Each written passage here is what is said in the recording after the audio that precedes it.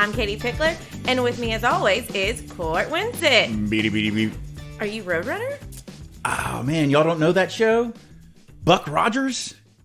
You don't know Buck Rogers? Oh, y'all are too old. You're too young for Buck Rogers. There was a little robot on Buck Rogers, and he would always say something like beady beady beep, and that's all, folks. So my generation will get that reference, okay? And there's the opening bell. So we're a week away from Thanksgiving, and that means getting everybody together. Yes, it getting does. the family together. Yes, absolutely, absolutely. And what do you do when you get everybody together at Thanksgiving? There's always talk around the table. There are certain subjects that you try to avoid. One of those being money, obviously. Politics, religion. Politics, religion. What is it you never talk about? Sex, politics, and religion. Can we say sex on this episode? Well, okay. You just said it. I just said it. So those are the things you don't talk about at Thanksgiving. That and money. And we are going to tell you today. We're going to talk about that awkward conversation that could potentially come up at Thanksgiving that you really hate to have, where someone in your family asks you for a loan and what you should do. And that's going to be our episode topic for this week. Very, very obviously Thanksgiving centric. So we're going to do a top 5 about Thanksgiving, aren't we? No, we couldn't really come up with a good top 5 topic. We could have gone through like the 5 things we both love about Thanksgiving, but y'all don't want to hear that. So we found this great article. I think it came out in like 2017, and we'll link it in our show notes. But it's on Daily Break. Okay, and it was just kind of fun little conversations that you can talk about. I think the actual title said 12 safe topics to debate this Thanksgiving that won't result in tears, broken dishes, and 700 glasses of wine. Fantastic. Although I would probably have 700 glasses of wine, whether or not the topic of conversation at the Thanksgiving dinner table was contentious, because I like the wine. See, and that's where Thanksgiving is so much of everyone has their traditions. They have what they do, but it's all very different. Like you drink at your Thanksgiving. We don't drink at my Thanksgiving. Yeah, I don't. I honestly, I don't understand that. I don't understand that. Drinking. It's part and parcel to the whole thing. Wine, beer, whiskey, whatever. But listen, Thanksgiving Day. If there's football on the television on any day, then there's probably some alcohol involved with at least somebody in my family. So we're going to go through these 12 debate topics, and Cort and I are kind of just going to quickly maybe shout out our answer, but just put these down, and when you're getting in that awkward conversation with someone at the dinner table, then you can just randomly throw one of these out there. Change the subject as quickly as possible. If you hear something like from somebody and they're like, so I've got this really interesting business idea. Be like, danger! Change the subject quickly. Start it up. Should a roll of toilet paper be hung over or under? Over. Hard over. Absolutely. 100%. See, and I'm the psychopath because I don't care. I just, as long as there's toilet paper on there, you put it up there. Monster puts the paper under. It's so obvious that it was meant to roll down. All you've got to do is roll, and you pull it. And I wish y'all could see a visual of Cort right now. He was almost like petting the air. He's like, I guess, petting the toilet paper down the roll. Rolling the roll of toilet paper. Pet the 3 toilet paper. Okay. So, Titanic. Could Jack could have fit on the door with Rose, right? Yes. I mean, come on. Rose could have made it work. They could have balanced it out. They could've. She didn't do it though, and she said, "I'll never let go." Bloop. One of the worst decisions in Jack's life was probably getting her up on the door first. He should have gotten up there and then helped her on. Yep. And, everything would have been fine. But no, he helped her get up there because he was a gentleman, and then she let him die. Yep. So, okay. Good on you, Rose. Number 3. So how do you pronounce the file type GIF? Is it a hard or a soft G? Is it GIF like peanut butter? Or is it GIF like a gift? Okay, well, I'm strong on GIF because the G in GIF stands for graphic. It's a hard G, so I'm all about GIF. But I think I've always said GIF too. Yeah. But I think it is one of those that I see it and I'm very uncomfortable about pronouncing it out loud because I don't want somebody to be like, ha, that's not how you say it. Yeah. Because, you know, there's a phobia of that. Like, I don't like pronouncing things if I'm not sure. So, Katie, I've got this great business idea. Who does Archie end up with? Should it be Betty or Veronica? It's Betty. 100% Betty. But Veronica. I'm a Betty fan. I'm a Veronica fan. You know. See, these are how these great debate topics, you can keep them going. Okay, is a hamburger a sandwich? Yes, absolutely. 100%. Okay. There's no question about that. I mean, but a hamburger is a hamburger. It's a totally different category. No. You want a sandwich. You're not going to be like, what kind of sandwich? A hamburger? What makes But it's like in the South, a hamburger? I want a Coke. It does not mean you want an actual Coke. It means you want a drink. Well, you know, some people say that. I have never called soft drinks Cokes, like as a generic term. But I do know that is something that people in the South do. You are not one of us. But I mean, I've born and raised here, but I've never called a soft drink a Coke, just as a generic label. Well, number 6, are banana bunches meant to be broken at the store or left intact? Until I read this list, I have to admit, it had never occurred to me to break apart a bunch of bananas at the store. I just always look for a bunch that has the number that I want. I've never just like split off a couple. That seems like, it just seems like it's obviously against the rules. But I would think it was against the rules too. And I just pictured, I know I'm going back to Father of the Bride, but I just keep picturing Steve Martin in there. Well, I only need this many buns. Yeah. You feel like it's illegal. You're not supposed to break up the bunches of bananas. But I think there are some places that sell singles. Well, maybe? I mean, the bananas are not pre-weighed and pre-labeled. They weigh them at the checkout. Yeah, so you're paying for the bunch. Yeah, you're paying for however much they weigh. So I guess they're still going to get their money for however many you tore off. But then what if there was a bunch of, a banana bunch of, I don't know, 3, and you tear off 2, but leave the other 1 there? Is that one just going to sit there and go bad because nobody just wants 1 banana? Or is somebody going to come along and be like, oh my gosh, there's a lonely single banana. Somebody with a heart will take that 1 banana home. It's going to happen. Okay. I know you have strong opinions about this one. From Friends? Yeah. Who should Rachel have ended up with, Ross or Joey? I mean, is neither one an option? No. I guess that could be your debate is, who's who. And I think that's a hot topic, though. Yeah. I mean, okay. So my thing is, it was clear that Ross and Rachel were lobsters. Okay. They pretty much just, they were lobsters. They were each other's lobster. And Joey was just sort of his crush on Rachel was cute, but also, it was never going to happen. It was just never going to happen. So I'm obviously in the Ross camp. I'd go for Joey. Okay, tough. Who should narrate your life? Morgan Freeman or James Earl Jones? No, Morgan Freeman. I don't want Darth Vader narrating my life. James Earl Jones all the way.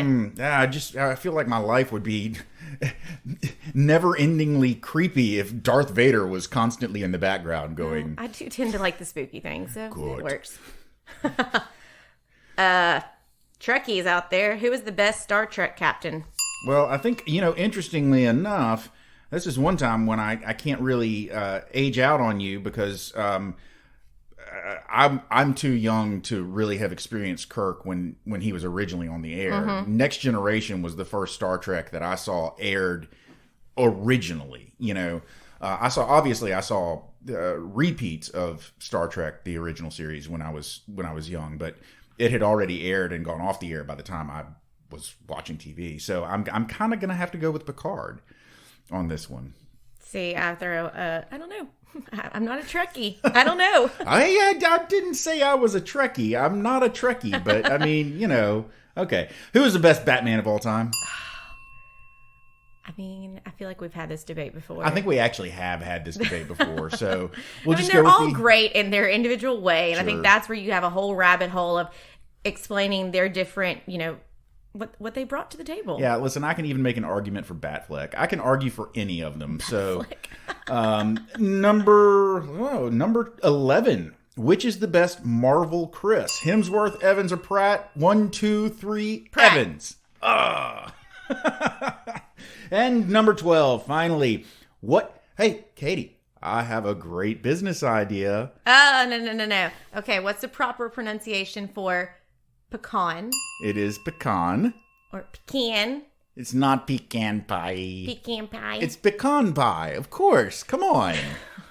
So, again, we'll put that link in the show notes. But those are just some fun little random topics to throw out when you're wanting to get your crazy Uncle Ed off the conversation of politics or when are you going to have kids or anything like that. Just be like, oh, well, who's your favorite Batman? Boom. And I mean, I think the more randomly you can throw it out there, somebody's going down a road you don't want and you just suddenly burst out with, who's your favorite Batman? Just out of the clear blue sky, just be like, Ross or Joey? Yeah. Right now, tell me, Ross or Joey? And we would love if you actually do this to please give us some feedback. I want to Tell hear us the how stories. It goes. I want to hear the stories about this. This is fantastic. Again, that article, if you want to read it, it's a lot more involved than what we just gave you. So if you want to read it, we'll give you the link in our show notes. But moving on. Yeah. It's time for our newest segment. Lesson. Our newest segment, Katie's History Lesson. So we just found some fun facts about Thanksgiving. Turkey wasn't always on the menu. The first Thanksgiving actually had like venison and duck and goose and oysters and lobsters and eels and. Oh, that's crazy. Yeah. So lobster for Thanksgiving? Yeah. And I didn't realize this, but Abe Lincoln was the one that actually made Thanksgiving a national holiday. And he did that in 1863. And it was because the lady that wrote Mary Had a Little Lamb, mm-hmm. She wrote Lincoln letters for 17 years about making Thanksgiving a holiday. So after, I guess, that 17th letter, it worked. I've always wondered, here I'm showing my ignorance on this subject a little bit, but I'm not familiar with farming at all. I did not grow up on a farm. I did not, I'm a city boy all the way. So I'm a little bit ignorant on this subject, but Thanksgiving started because they brought in the harvest. And so they had a huge feast where they got together and celebrated that they had brought in the harvest. And so the whole point of Thanksgiving and celebrating Thanksgiving is you brought in the harvest, right? Mm-hmm. Don't you harvest way earlier than the last Thursday in November? I mean, doesn't that happen way sooner than that? These questions must be answered. Ladies and gentlemen, if you know, then get on our website and let us know what the answer to that is. Educate us. So I know we know about the pardoning of a turkey and yes. with the presidents, and it's kind of patchy on who actually started this. Harry Truman has been credited with the first, but then actually it goes with JFK was the first to let a Thanksgiving turkey go. Nixon actually sent his turkey to a petting zoo. And then H.W. Bush formalized the pardon in 1989. So, yeah. I didn't realize that it was that... I didn't realize it was that late in the going. Yeah. So, we talked about all this yummy... you have yummy food. Yes, you do. Do you know what the average calories consumed on Thanksgiving? This really makes you want to run a 5K. 4,500. It doesn't surprise me. 4,500 calories. I mean, consider again for me. Consider the fact. Oh, but you drink too, so let's add the fact 10,000 calories. I think the 4,500 calories has probably got to be including alcohol. I think on average, more families drink at Thanksgiving than not. I mean, I'm just guessing. Maybe we need to put a poll up and see. I mean, otherwise, these ridiculous conversations about money and politics and stuff wouldn't come up because people don't do that in unliquored up, polite conversation. You never know. You never know. Kind of the last little fun fact. We all think about football on Thanksgiving, and it actually began in 1876 with a game between Yale and Princeton. That's 1876. And the first NFL game was actually played on Thanksgiving. That started in 1920. So since the Roaring 20s, they have done the NFL Thanksgiving game. That's fantastic. I mean, as a Cowboys fan and, having season tickets, that's the one game I can never go to because we battle it out and we do not want to upset mama. You do not upset my mom. So nobody in the family goes to the Cowboys game on Thanksgiving Day. We would be very much in trouble. Oh. Wow. And actually, Thanksgiving's something you don't want to miss. And I actually was visiting a friend of mine in Australia and was there during Thanksgiving. Of course, they don't do Thanksgiving in Australia. Mm-hmm. And I remember getting pictures from my family of their, awesome meal. And that was the day that I was having pumpkin lasagna. That's weird, but yeah, okay. It was like it crushed my soul. I think in my life, I've missed maybe 2 Thanksgivings. I mean, you don't miss that. It's a big deal. Yeah. Okay. All right, we usually have the meat and potatoes, but today, turkey and stuffing. Oh, turkey and stuffing. Okay. Okay. So this is the topic. We want to talk about when you have those awkward conversations about loaning money. And let's think about this. It's in the form of someone going, hey, I've got this great business idea. Or I've got this guy that's got this thing and you should invest in it. Hey, I'm broke. I really need some money, or I mean, it could be any number of different ways that it's brought up, but family members ask family members for money and it can get awkward. And some people will do it without even thinking about it because of course it's family, but you really ought to think about it a little more than just, well, your family, so here you go. Yeah. If you really are going to consider it a loan. Because if you're going to consider it a loan, you got to consider whether or not you're ever going to see that money again. You've got to weigh the whole picture and figure it out. Like, okay, number one, why does this person need this money? Right. Are they a trustworthy person? Is this the 50th time they've asked me? Have they paid me back before?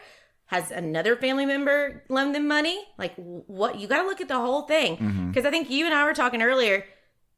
If the bank isn't going to loan them money, why are you going to loan them money? Like, yeah, I mean, like, seriously, consider the fact that, we've talked to you ad nauseum about credit scores and the way that banks and credit card companies and other people like that decide whether or not to give someone credit. They have a very, very good system for determining whether someone is worth the risk of loaning them money. If they have chosen, if the person that is asking you for money is asking you for money because they can't get it from another source, there's probably a good reason for that. Yeah. This is not an emotional decision. This is a financial decision. Yeah. And it's so hard when it's a family member or a close friend that you get suckered into their story of why they need this money. And that's where you make it emotional. But then you need to step back and think, okay, hold on. Think about what are they asking you for? Really look at it and go, okay, let me mentally take a checklist. And I think where you separate it is you hear this story and you take a second to breathe and be like, hold on.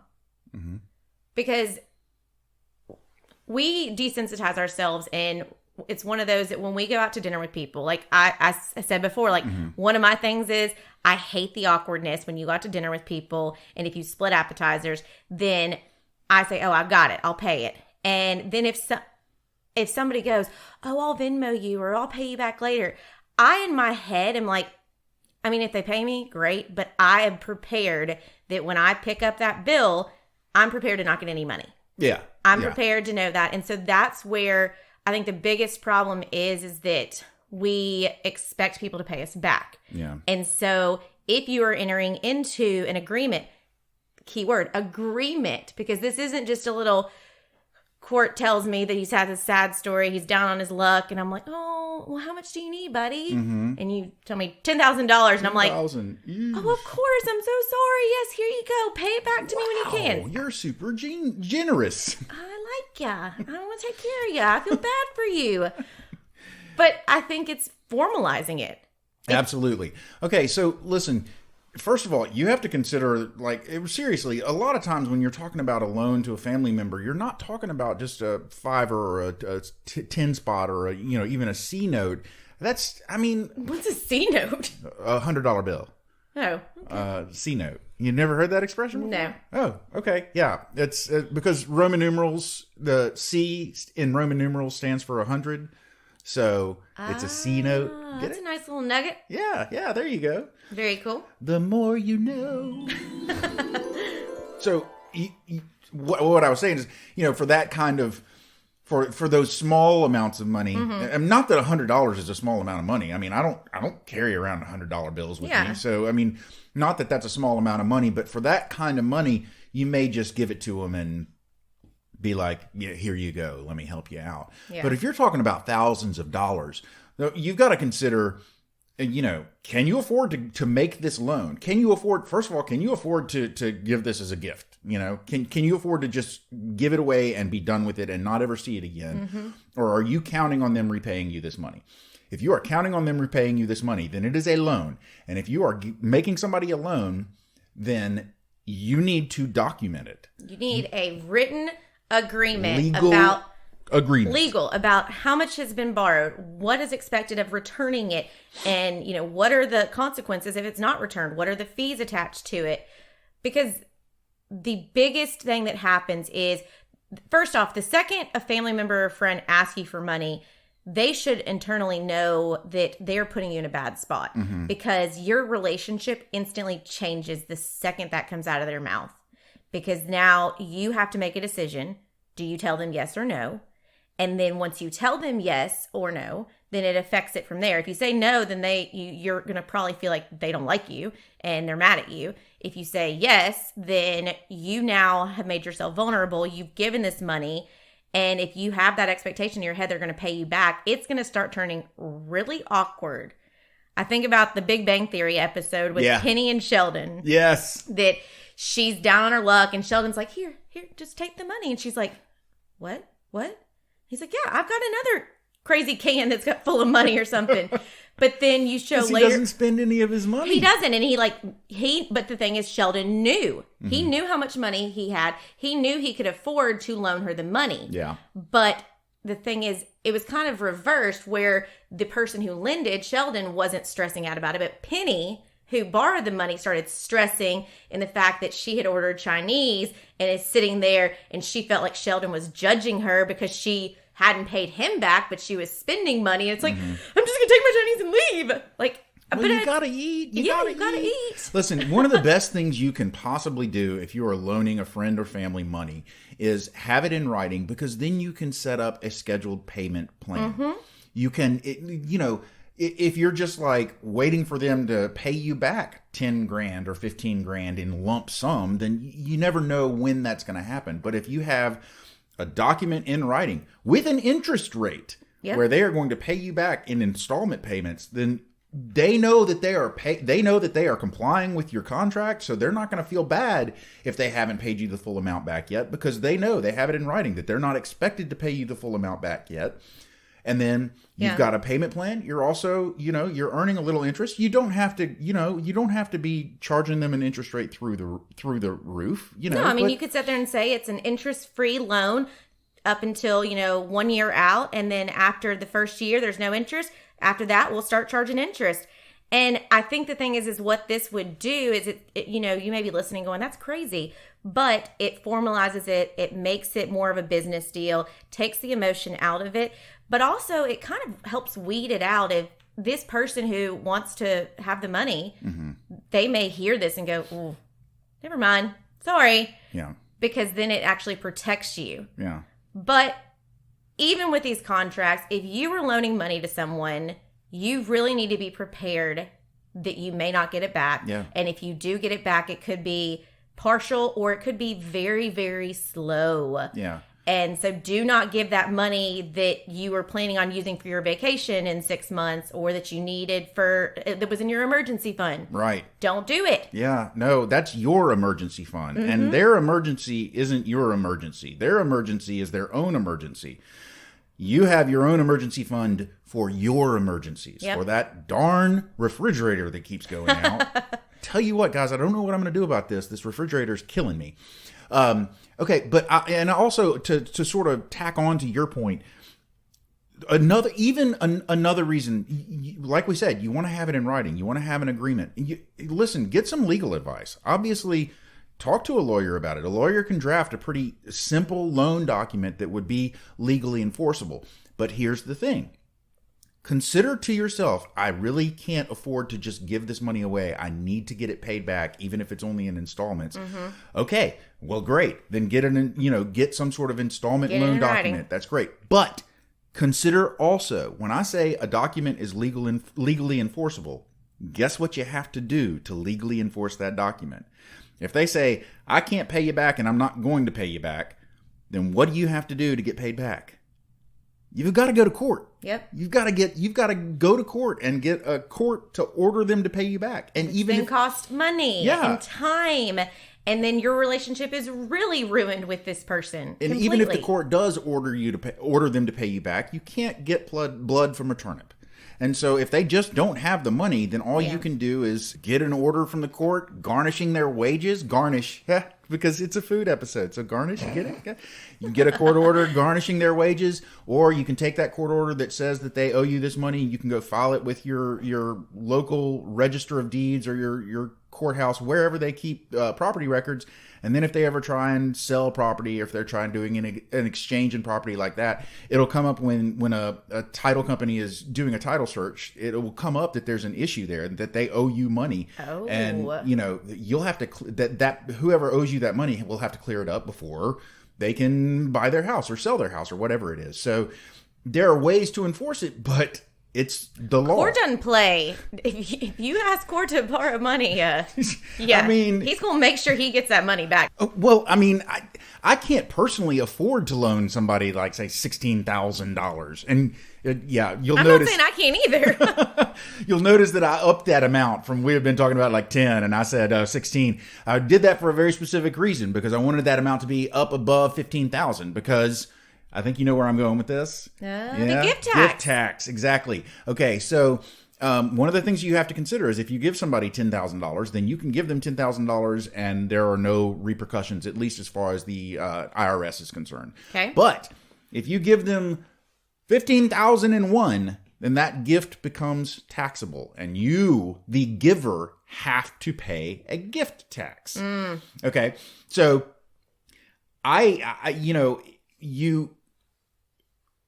you want to consider is making, like, for instance, if somebody's asking you for $20,000, a loan might be a better option for you, because then you can loan them the $20,000 and it is not a gift, because you won't have to pay gift tax on that, or $16,000. Even that, anything above, right now there is an exclusion for anything below $15,000. So if you're giving somebody above $15,000, you got to consider the gift tax implications.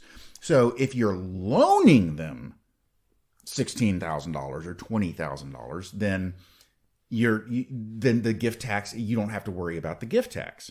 So there's a good reason. First of all, you'll get your money back if you have a loan agreement. But also, if you have a loan agreement, you can prove to the IRS or to whoever that it was a loan, that it was not a gift, and that you do not owe taxes on it. You've got that written down. Yep. But, you still have to consider the fact that even with that document, like I said, it doesn't guarantee that you're going to get that money back. So three golden rules, right? The 3 golden rules. What are the 3 golden rules? Rule 1, make a policy of saying no. It's so hard. I mean, there was that whole Jim Carrey movie, The Yes Man. Yeah. But when it comes to this stuff, try and make your first reaction no. Yeah. Or at least let me think about it. Yeah, listen, I mean, we've all, for instance, people that panhandle, who hasn't said I'm sorry, I don't have any cash, that's basically my response to anybody that asks me for money. They're like, hey, can I have some money? I'm like, I'm sorry, I don't have any cash. Well, because it can be a slippery slope too, because then if you decide to loan money to one cousin and then the other cousin finds out about it, then that one wants it, or a sibling or something like that. And you don't want to start that family drama is already around. You don't want to add money issues to it. Yeah. So rule number 1, make a policy of saying no. I guess we should give a disclaimer. Neither I nor Katie personally have ever been approached by cousins or siblings or anything like that. We're not routing anybody out. Yeah, we're not calling out our own family. We're just, we've heard stories. Yeah, we've heard I have had some friends in the past who've asked me for money, and it is really awkward when I have loaned them money, and then and I should have had the expectations that they weren't going to give it back. Yeah. But so that's rule number 2. try and help in other ways. So it's kind of, I think back to, when you've got those people that are begging for money or something like that, there's a lot of people that'll say like, well, let me go in here and buy you a sandwich, or let me buy you, some water. Or I remember we were in college and we were outside one of the local bars, and this lady came up to us and said, she had a baby in the car, like she couldn't even afford diapers. And the girl who was with me says, well, let's follow me to Walmart. I will buy you diapers. And the lady didn't follow us. Mm-hmm. So it's like, there's ways for you to try and help out with people. And so if somebody's asking you, like, see if there's other ways around it where you still feel good about helping them, but you're not having to put that awkward situation out there. Well, plus, if you have a specific talent that is worth money, that you can provide them, and you can give of your time rather than of your treasure, as the saying goes. So, something like somebody needs $500. It's like, okay, well, come over and do my yard work or laundry or something. Yeah. So you're getting something out of it. Or hey, listen, Cort, I've got this great business idea. Can you help me out by giving me a loan? And be like, well, no, I don't have any money I can loan you or give you, but I can certainly help you set the business up because I'm a lawyer and I know how to do that. Yep. So, or I can make some phone calls of people who might be able to, be interested. Sure, absolutely. And the rule number 3, if you must lend, be smart. Yes. I think be smart, at the end of it, you can't blame anybody if that person doesn't pay you back. You're the one at fault because you agreed to do it, and you should have had those expectations of knowing. Right. And that's why we say, it's one of those, really take a look at the whole picture, figure out what it's for. And when you give that money and you decide that that's the right thing to do, know kind of in the back of your head that it probably will not come back to you. Now, there are the exceptions where you've got a lot of times I think that, families will help out newlyweds on loaning down payments for their houses and stuff like that. Mm-hmm. And that's where you would have those formal agreements and you'd have it set up. Or if a parents paid for a kid to go to law school and they agreed that when they got out and had their career, they would start setting up paying them back for school. Right.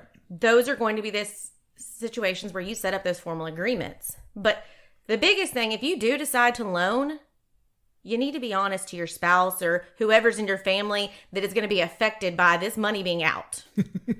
You don't need to let that come out drunkenly one night like, oh, yeah, well, the reason our savings account is drained is because I loaned Cort $15,000. And now he's sitting over there drinking booze, probably with that $15,000 I gave him. Drinking booze, eating Chinese food. I'm crazy. I thought it was hot Cheetos that you liked. I do. I was making a reference back to, because in the episode of Big Bang Theory, Penny was eating the Chinese food. Okay, yeah, I got you. So, sorry if that wasn't clear. Well, and we're talking about specifically about money loaning, but there's also another kind of slippery slope that goes with this, and that's someone asking you to co-sign for you on a car or on a house or any of that. And that's where you need to be careful too. Even if they're just like, oh yeah, I just need you to co-sign on this because my credit score is bad and I promise I'm going to pay it. Well, your name's on that loan. So if they decide to not pay, you're in trouble. Yeah. I mean, really, if you think about it, co-signer is just co-debtor. I mean, you're as obligated on that debt as so if you've ever heard the term cosigner, that makes it sound almost innocuous. It's not a real thing if you think about it. You and your spouse, if you get a mortgage, you're technically cosigners, I guess, because you both signed the mortgage. But guess what? That means you're both obligated to pay that mortgage back. It's not your spouse, if it's your child or your brother or your cousin or whatever. Yeah. Co-signing, that it's not co-signing. Yes, you're co-signing because you both signed the document. You know what your signature does? It legally obligates you to pay it back. Yep. And that debt is going to be on your credit score. And so when you want to get something else, well, what is this debt? Oh, that's for, my nephew's car that I'm co-signing on. Well, that affects you to be able to get whatever you need to have a loan out or something like that. Oh, but that's not really my debt. Well, guess what? Yeah, yes, it is. Your name's on it. I mean, and not only that, but consider this. If they default on that debt and they don't pay it, that means you're obligated to pay it, and you don't have any recourse against them. Nope. You didn't sign an agreement with them. You signed an agreement with the bank or whatever. So your agreement is with the bank. And if the bank's going to come to you and be like, hey, you're going to have to pay this money back because he didn't. And you're going to be like, all you can do is basically go, you're a bad boy. Bad. Don't do that again. Yep. So, I mean, it can be a slippery slope. People who need help and need the money, just consider it. You got to think about it. Consider all your options. Mm-hmm.